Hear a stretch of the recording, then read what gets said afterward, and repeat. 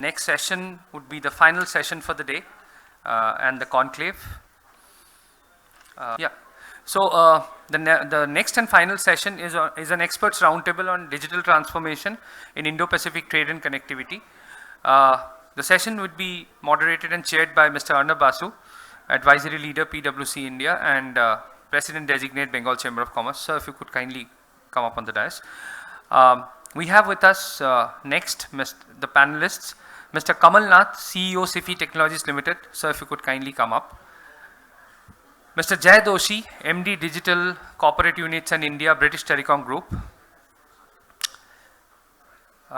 Physically, we also have Mr. Anirban Banerjee, Global VP Operations of Wipro. And we have two of our panelists joining us virtually from Bangalore.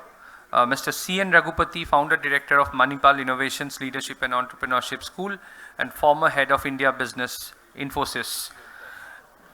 And we have with us virtually joining Mr. Balaji Dorasamy, South Asia Head, RE and Infra, Oracle India. Sir, you can take it forward.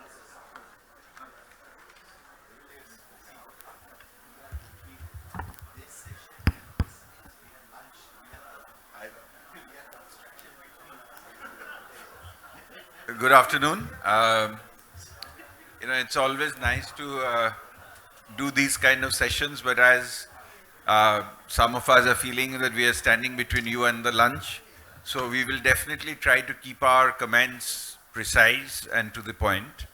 But we do have a fairly august gathering here today, and we do have two panelists also online.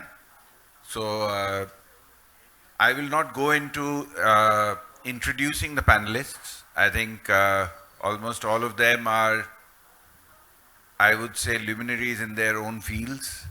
And I do consider it a privilege to be moderating this panel. And this is an experts roundtable on digital transformation in the Indo-Pacific. The focus would be very heavily on tech, but also on how tech affects lives, how tech how we look at value add, economic value added through tech, how tech can really help us bridge the disparity, how the digital divide can be conquered in some ways, and of course, some of the emerging initiatives or the emerging tech trends that we are seeing, or the technology innovation that we are seeing. So that would be the focus of the session. What we will do is we will go once around all these speakers to have their own initial views, and then we'll come back to them. So I do see Mr. Raghupati on the screen. Good afternoon, sir. So maybe I will take the opportunity to start with you, and then we'll come to the speakers on the stage. So maybe if you want to give us your own thoughts. Yeah, can you hear me? Yeah, we can hear you. We can hear you. Yeah, so thanks for having me, and sorry I could not be in the city of Calcutta. So a little bit of a background as to why I'm saying what I'm saying. I have been involved with many of the government infrastructure projects, the GST, the MCA 21, the income tax project. And even today, as we speak, in another room, there is a conclave, there is a meeting going on some of the other issues on information warfare. The reason I mentioned that is I'll stick to the topic, which is Indo-Pacific trade. So let me take a bigger picture of the Indo-Pacific trade. So trade itself, I think it's about 60 to 70 trillion dollars is what the world does. And since 1980, there are two major trade routes. One is the Atlantic trade route and one is the Pacific trade route.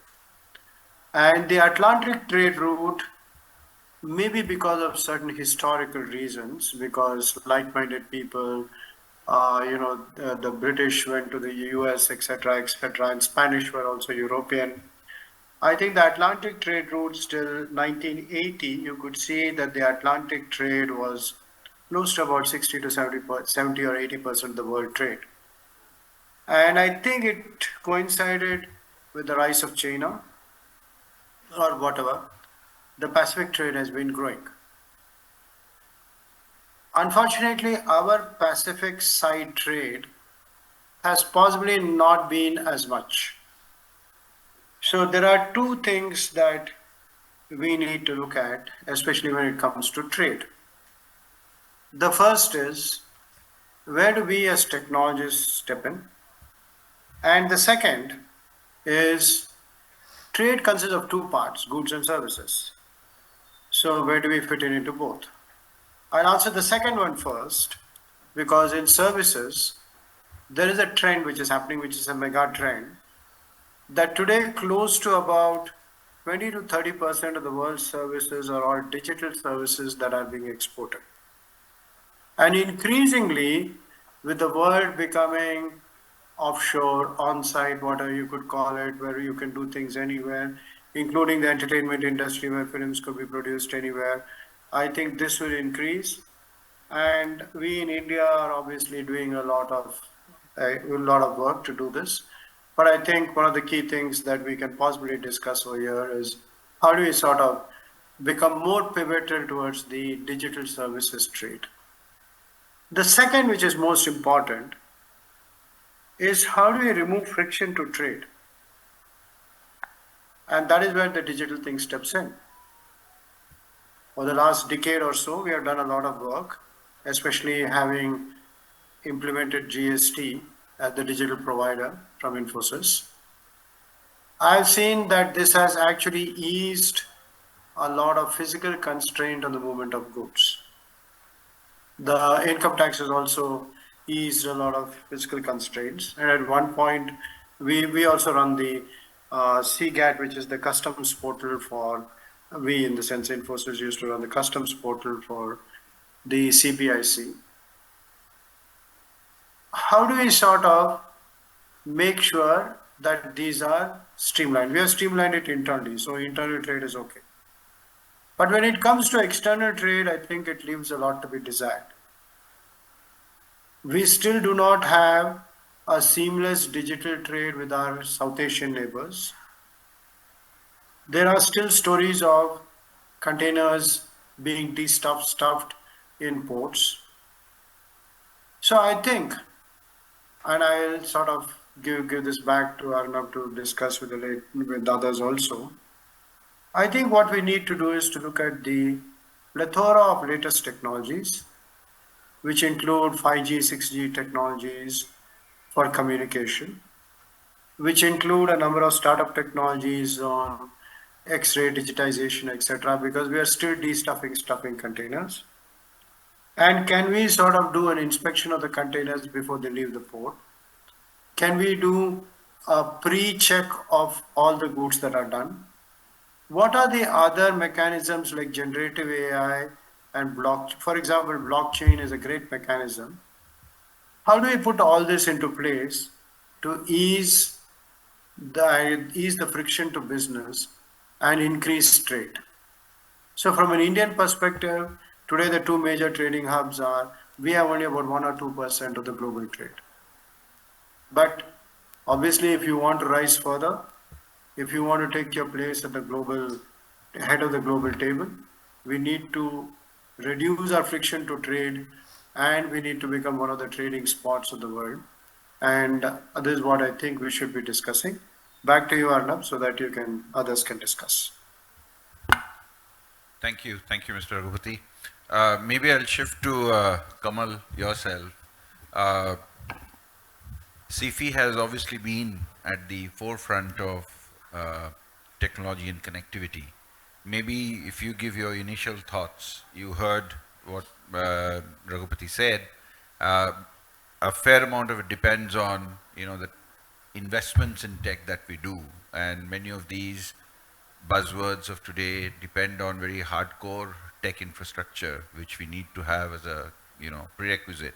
So maybe your thoughts on the overall digital roadmap. Yeah, so Arnav, a little correction here. So, I mean, of course, the customers in the whole world like to call us, as a connectivity service provider, just because of history, because we are the first private internet service provider in the country in 1995. But from that time, SIFI as an organization has played a very significant role in terms of creating basic, uh, basic, I'll not call it digital those days, but basic infrastructure like connectivity. We're the first ISP in the country, we're the first company to launch enterprise network, which is secured enterprise network in the country. And also you'll be very surprised to know that ours was the first co-location data center. We hear about data centers so much, right?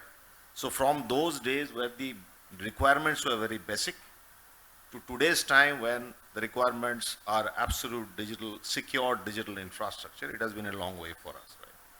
So I will answer your question through some examples.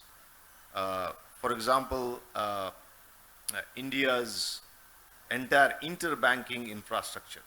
Interbanking, every time as consumers, we transfer money from our account to our friend's account or relative's account. The entire interbanking infrastructure has been designed and implemented and managed by SIFI. I also want to mention about one of the very significant projects which you did, which is related to financial inclusion, which is a project where we are strategic partners for Department of Post. We kind of help DOP to reach nook and corners of the country. Almost all the banks, including the top hyperscalers, global hyperscalers, we have built data centers. Today we have 14 data centers across the country, and we have one in Calcutta also. One of the first few, if I take aside STT, which are the erstwhile Tata Communication, which was because of the reason that VSNL had a data center over here. We had actually set up a data center in Calcutta. It is operational in Newtown, and we have further, plan to, expand. All the top banking infrastructures, manufacturing, healthcare. So we have 14 data centers of 220 megawatt, installed IT capacity. Now, if I have to expand it further, we'll be almost doubling our capacity by 2025. These are all driven by the kind of digitalization which is happening in the country. So every process which gets digitalized, or every model, every digital business model which businesses which are launched in the market will require consumption of data center. The top 3 hyperscalers, in India, globally, 3 out of 4 are hosted in our data center. We also interconnect cloud. Now, as consumers, most of you, a lot of you will not be able to see what is happening at the back end, right? We are also playing, going forward, probably a more significant role in terms of the interconnection of the cable route, particularly the submarine cable route across the Indo-Pacific region. I will like to bring a very interesting and latest aspect about that. Earlier, the submarine cable route, which is extremely important for building resilient and continuously available digital infrastructure across all the countries, which is key to digital trading platforms. The earlier the cable route used to be from Japan, Australia, Singapore, India, and through Middle East to US. Now, because of the geopolitical reasons now, there is a new route which is in the South Sea. To the South Sea, this kind of infrastructure are getting created. We have cable landing stations in Chennai and Mumbai. For the sake of NDA, I'm not able to mention another news which would have made all of us sitting in Calcutta very happy. You will see us in a more significant way in terms of interconnecting the various countries, and various large global infrastructure players. And the other part is which is, of course, we are not in the mobility field, but the 5G IoT. The way I look at it, above the layer of basic digital infrastructures like data center, cloud, network, India has a great potential by virtue of the other, infrastructure or the system, as well as the UPI system, and then I heard about some more, unified system like ULI. India can be a great country for creating, very unique use cases. With India's spread and the population, the kind of interesting use cases which can be created is enormous. Number one, and number two, uh, what has happened in India, right, in terms of the digital transformation as well as again like reaching the poorest of poorest. I mean, to whatever extent, and I'm sure we'll make more progress on that. India can play a very significant role in terms of helping other nations in the Indo-Pacific regions, smaller countries who are not technologically that developed today, to a great extent. So India can play a very pivotal role by leading it through technology, and of course, I mean, the whole world. I think they respect us for our technological innovation as well as IT skills, right? So India can, going forward, I'm not sure how much of infrastructure we can build outside India, but definitely the innovation layer, the use cases layer, the software layer, definitely we can play a very significant role. No, thank you, Kamal. And I think, as you said, that some of these investments in infrastructure, including the cable landing in Digha and others, are very significant from not only the Indo-Pacific trade route, but also from helping the technology flow through to some of the other nations as well. So Anirban, maybe I'll shift to you. You've obviously recently moved back from the US, into Kolkata. Wipro has been quite, I would say, active in the Indo-Pacific in terms of your clients, what work you have been doing. So maybe just to get a bit of perspective from you onto your perspective on this topic. Okay, so from the morning sessions, we all have been hearing about a couple of key themes, right? We have been hearing about regulations, policies, infrastructure, right? Even Kamal just spoke about it. We have the previous panel also speak about it. So these, what we call as the building blocks. For an instance, think that these building blocks are iterative and will take place eventually, right? Things will fall in place. Now, if once they are put in place, right, the opportunities are plenty. Now, why do I say it? Now, we have been in the business, Wipro has been in the business of services for 40 years. During these 40 years, the technology landscape has changed immensely. Today, all of us are talking about emerging technologies, right? We are talking about digital transformation. We are talking about cloud, data and analytics, generative AI, machine learning, cyber security, data privacy, operations, everything, right? But if you look at the core, right, the business problems have not changed, right? And these business problems are same globally. It does not matter Americas or Europe, Asia Pacific or Asian countries, right? Customers are still looking to be relevant. Customers are still trying to figure out how can they bring value to their clients. They are still trying to figure out how can I give great user experience. How can I get more insight about my customer to bring a differentiated experience? How can I be more secure? How can I reduce my cost of operations, right? So these core business problems do not change globally. And these from region to region do not change. Flavors change, right? But fundamentals do not change. Now, if I look Wipro, and I truly believe this is the India story, just not Wipro. Over the years, our fundamentals have remained the same.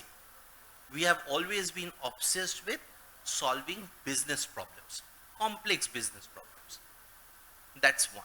Second, we have always remained very focused in investing in our people on upskilling and training them on the next gen. We are always fascinated on what's the next gen, and let's train them, right? In Wipro, we almost have, recently we earmarked $1 billion on Gen AI, right? We always do that. Most organizations, we are also very focused on R&D. What it allows us is it allows us the experience on learning new things. to fail fast, right? We have our own R&D divisions. We try new things. We work with different academias. For us, it's Stanford. It's in the Asian countries. We work very closely with National University of Singapore. But these allow us to try new things, right? And obviously, it's the global partners, right? The Microsofts, the Googles, the Amazons, Salesforce, Oracle, all of them, right? But what it does to us is, in India, it provides us the experience that we need, the capability building. Once you have built that capability on different use cases on solving these problems, that experience is invaluable. So think of an Asian country, an Asian bank who's trying to implement a blockchain for the first time, trying to say, do gross settlement using CBDC, right? If we were to bring in that capability, that experience, that insight, and say, how can it be done? What's the best practices? How can you implement? And bring that learning from, say, our other customers, the Americas, even the Indian market, where we have done it before. For that new customer in the Asian region who is doing it for the first time, it's invaluable, right? And that's where Wipro, over the years, we have been in the Asian countries for almost from the 90s, if I'm not wrong, right? From the 90s, we are in, our headquarters in APAC is in Singapore. We have centers, offices in Malaysia, Indonesia, Thailand, all of these, and multiple dev centers, right? We are committed in this region, and we work very closely with different financial institutes, healthcare, retail, manufacturing. But coming back to is that if we stick to our fundamentals, if we continue to invest in these emerging technologies, in our people, in solving new use cases, that's gonna be an asset in helping solving the next gen problems across the border. Thank you, Anirban, and I think you touched upon a few very fundamental issues that, or the approach that India is taking. Balaji, I know I can see you on screen, so again, I'll take the opportunity to reach out to you first. You obviously have a Southeast Asia portfolio which you look after, and obviously, I think if you look at Oracle and what it has been investing in, I think a large part of it is very clearly focused on bridging the digital divide across different territories, specifically, in the Indo-Pacific region, as you are looking after. So maybe your views on this topic.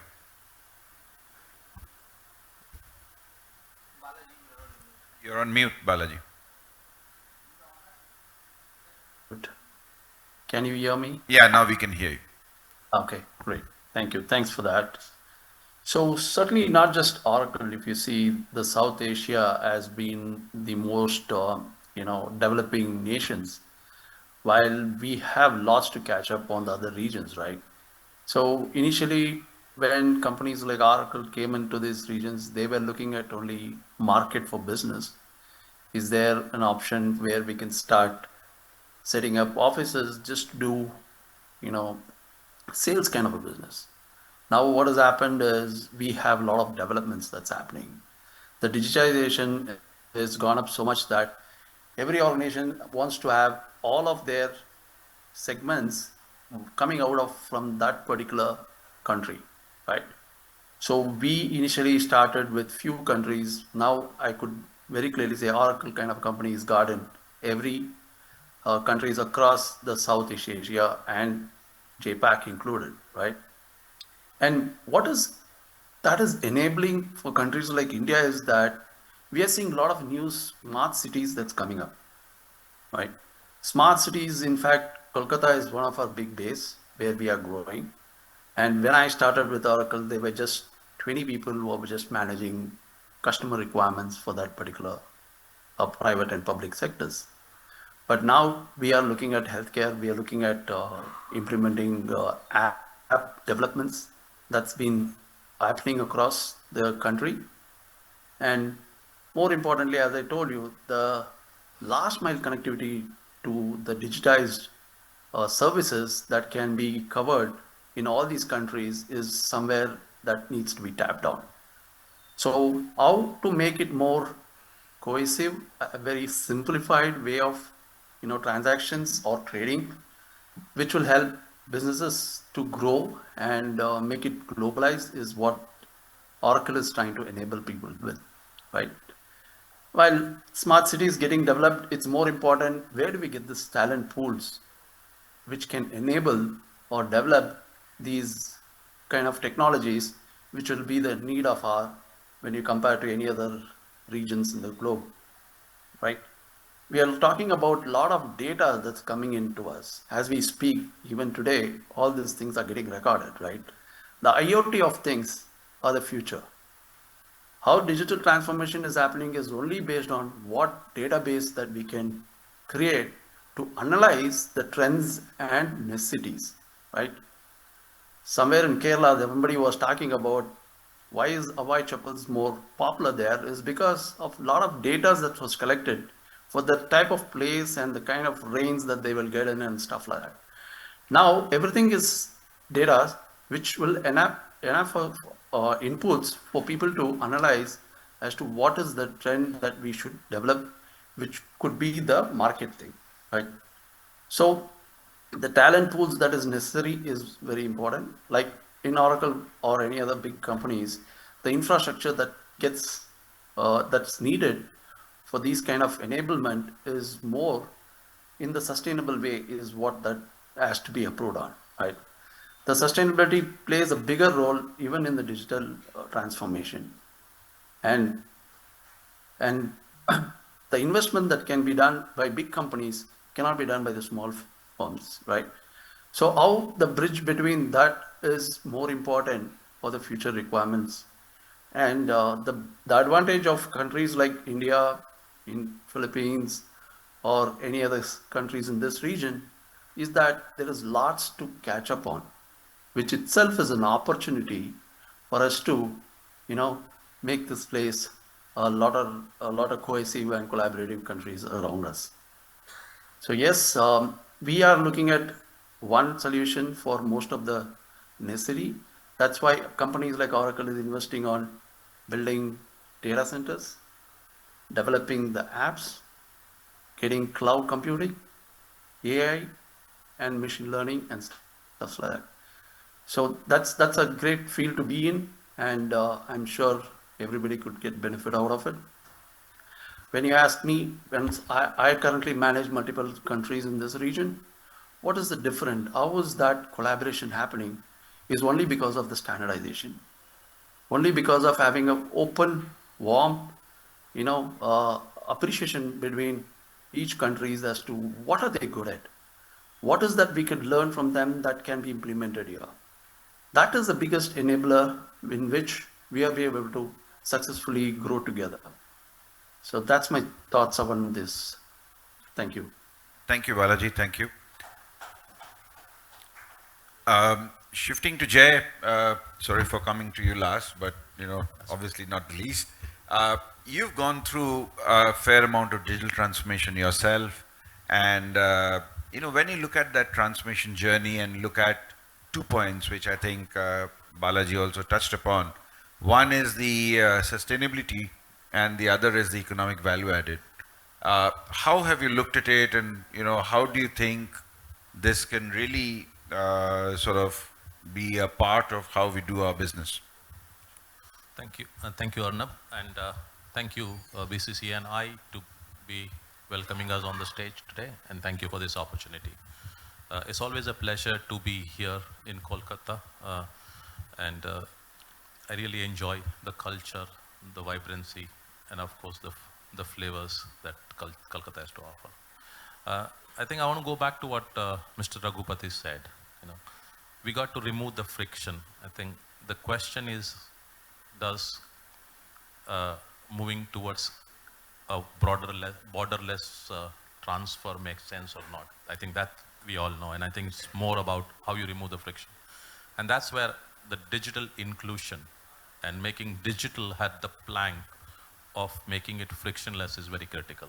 And at British Telecom, We absolutely are in this business, though really focused in the UK. I'll probably speak about it, but I really see this as three things, even from an India perspective, and I'll bring in some of the examples from others. From a digital perspective, I really see this as removing the friction, and I'm kind of piggybacking on what Mr. Raghupati said. The friction removal comes from digital literacy, digital infrastructure, and an accessibility of the tools to access the infrastructure and the literacy that they have achieved.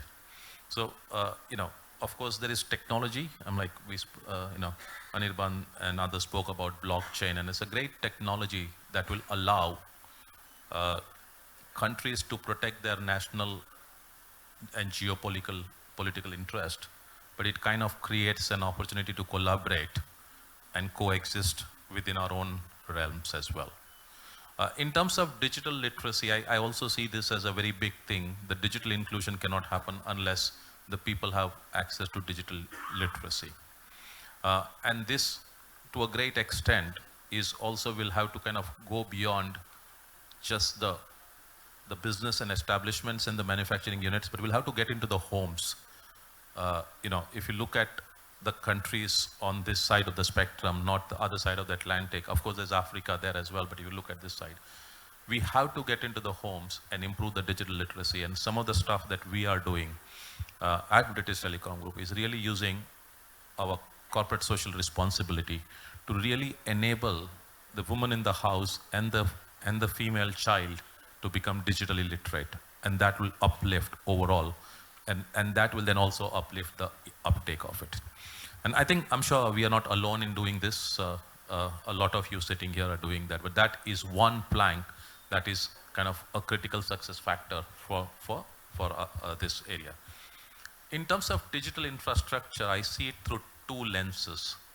One is the hardcore physical infrastructure that you have to put into the ground, and I'm less qualified than Kamal Nath he knows it very well, putting the first broadband, and I incidentally happen to be one of your customers from those days. So I always saw you guys as a broadband provider for me in that sense. But putting fiber in the ground, were hard to reach, making satellite economics work, making mobile accessible is a big capital intensive play. And clearly, that's a big play of the capital, which will going to be quite a challenge for any economy to play at that. And that's where the collaboration, the startup ecosystem, the disruption will come to play. But the second area that on the infrastructure, the services that we have to create, and the kind of India stack that we have created and at a population scale, 1.4 billion can use UPI today. UPI transaction volumes are mind-blowing, and the kind of work that they're doing. And as a nation, we have really opened it up. And Mr. Raghupati spoke about the GST piece and software, and how are we open to kind of exporting that probably and making it viable for every economy to use it. So if you bring that digital literacy, digital infrastructure, and the accessibility of the devices and accessibility to those services, the key to that is the talent. One of the biggest shifts that has happened in the Indian ecosystem today is, in the past, Balaji spoke about Oracle doing a lot of work in India. Today, most of the companies have a replica of their HQ in India. Now, through facilitating the talent exchange and creating that talent exchange with the other economies, we could really bring these three things together, use our scale of digital literacy, use our ability to roll out digital infrastructure remotely, which is what I will double click in a second. The third is the whole talent ecosystem that we have here. How do we make the talent available to the economies? Just to put the digital infrastructure and being able to do it remotely from here is today in British Telecom, the design, the software, the planning and all of that for the fiber rollout in the UK happens from India. same way, managing the mobile network and the expansion of 5G happens from India. So if you just look at the whole economics of it, and when we looked at the full value until 2030 of the fiber rollout in the UK, which is a country of 60 million people and 30 million homes, two big numbers. The economic value is 72 billion pound by 2030. That's the economic value created additional in addition to giving the access. And the last point, it will generate 500,000 new people into the workforce, and most of that is women. Most of them are informal carers, and most of them are elderly people who cannot go out there and work because the infrastructure enables them to do work remotely on the digital. So I think all the building blocks that you spoke about are there. It's about government policies, political support, and the will, and the entrepreneurial spirit that I would just sum it up there. Thank you. Thank you. Thank you, Jay. So I'll just, I know that we are running a bit against time, but I'll take the opportunity to just go once around everyone for their last thoughts, and I'll probably just throw in a few questions from my side as well. Mr. Raghupati, if I can come to you, you talked about making it frictionless and interoperable, but what are some of the positive traits you see in this in the last 1 year, and what do you think can be done more? Just your thoughts on that.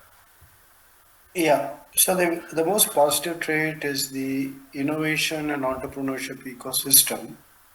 And if you look at the innovation and startup ecosystem, we have close to about 100,000 startups.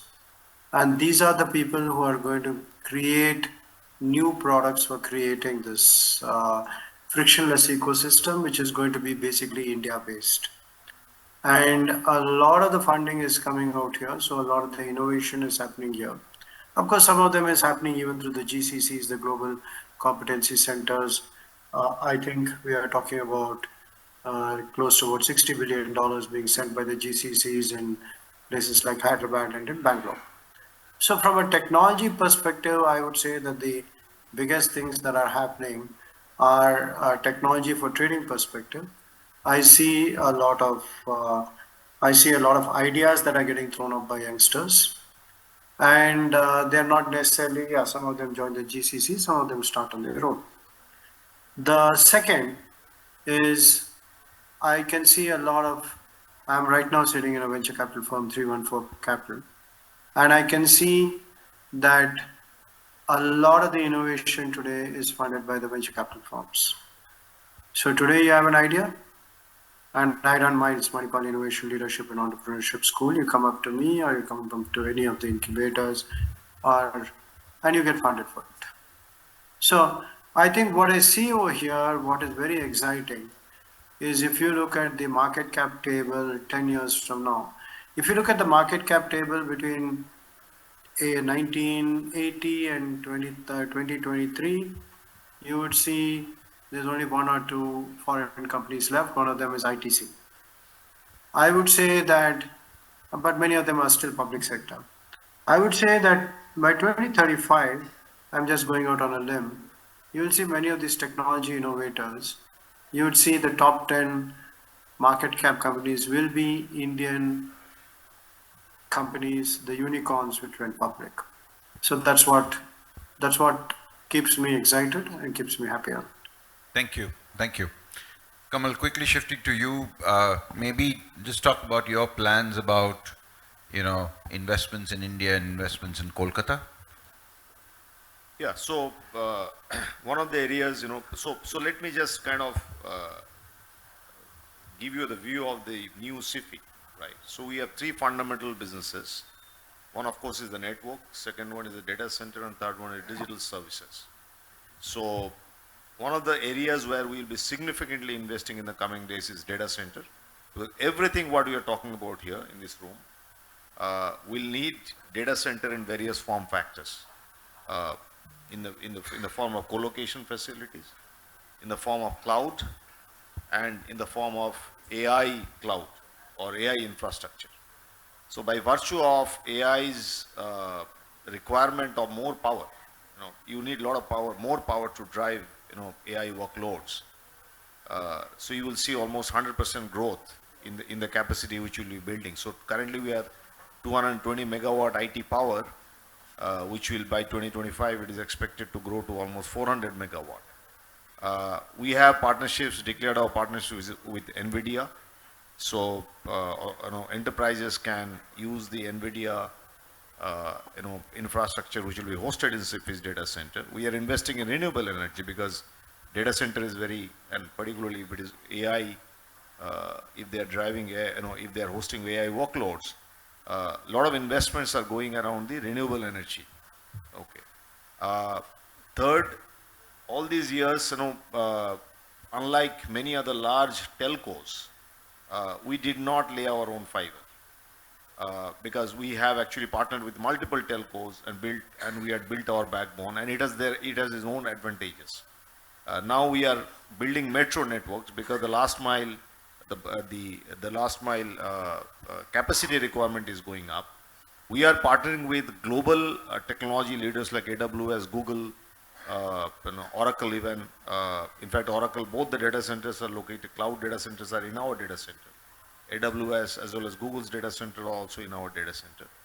You will see us building more edge data centers because I'm sure all of us as consumers, we see AI in our phone, Gen AI or ChatGPT kind of features in our phone, either in WhatsApp or Facebook. In every social app it will come, right? Now, have you ever wondered how this is going to happen? It is only going to happen if you have an AI enabled data center in Calcutta for users in Calcutta. So you'll find a lot of edge data centers which will be supporting AI workloads coming up, and we will be a significant player in that. And of course, we are also augmenting our services capabilities.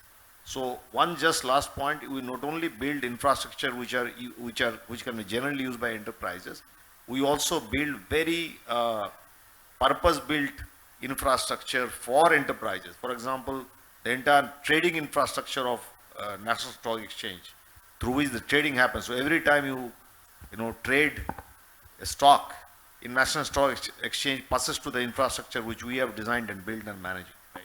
I spoke about the entire interbanking network. So you'll find us in different avatars investing in India market. And coming to Kolkata, I mentioned during my earlier narrative that we have a data center in Calcutta, and we intend to expand it. We intend to be a part of be a significant part of the Indo-Pacific connectivity, where Calcutta can be one of the centers. Thank you, Kamal. Anyone rushing to you? Co-innovation in the Southeast Asia, just your thoughts on that.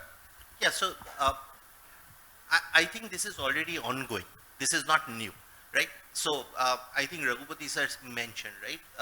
Startup culture is very significant in that. The co-innovation will continue to happen between two parties, right? One is obviously our teams, our players will continue to bring new ideas to the market, but at the same time, that is where you have local presences in all these different Asian regions, right? That's where you work with industry consortium, you work with the partners there as well as academias there, right? And that's where you can understand the local use cases and challenges which you can then start solving, right? And that will be the key to the bridge. Thank you. Balaji, if I can come to you quickly, your thoughts on sustainability and what you think we need to do when you think of all this, what you heard in the last 45 minutes.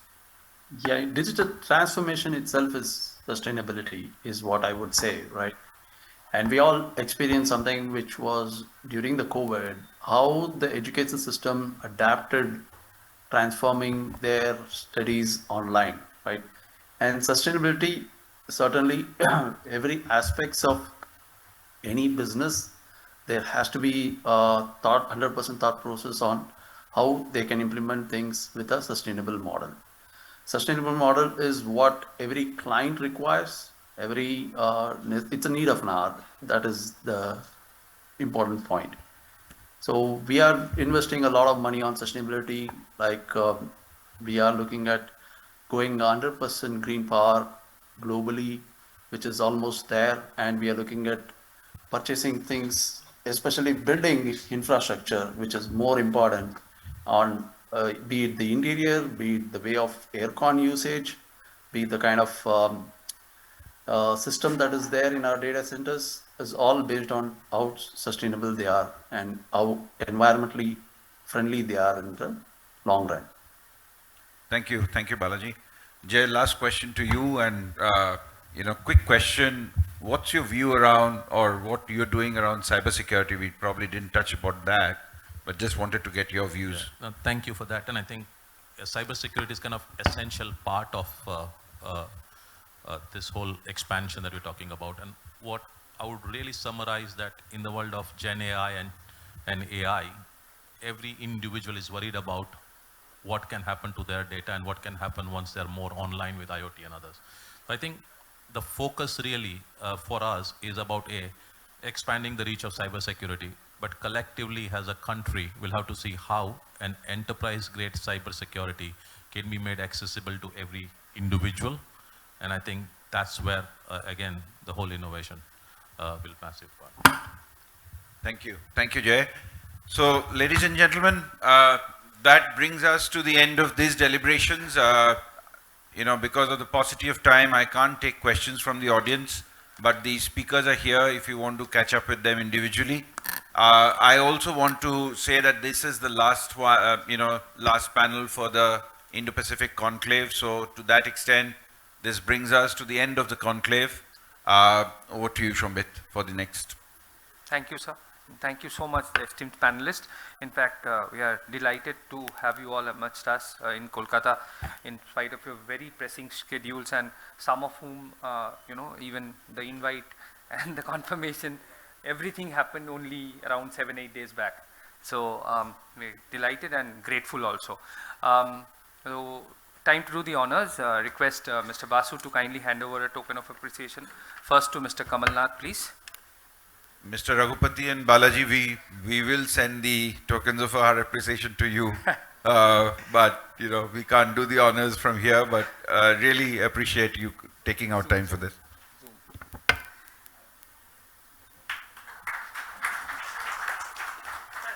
Sir, can you just...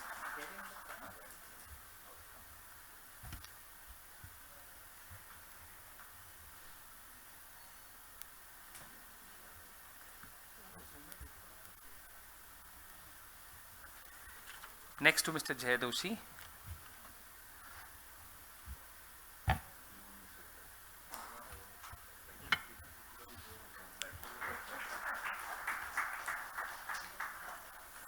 While we have virtually two people joining us from Bangalore, Mr. Doshi is in Kolkata from Bangalore. And obviously Mr. Anirban Banerjee. Next.